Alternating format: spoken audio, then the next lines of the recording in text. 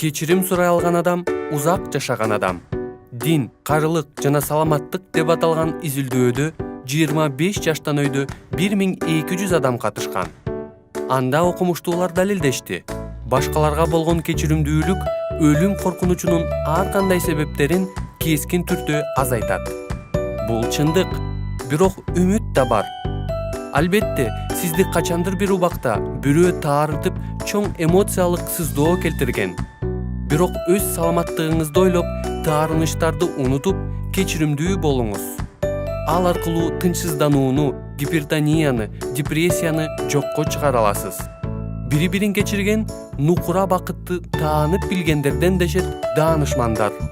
Мындай жол бизди физикалык, эмоциялык жана руханий ийгиликтерге алып келет.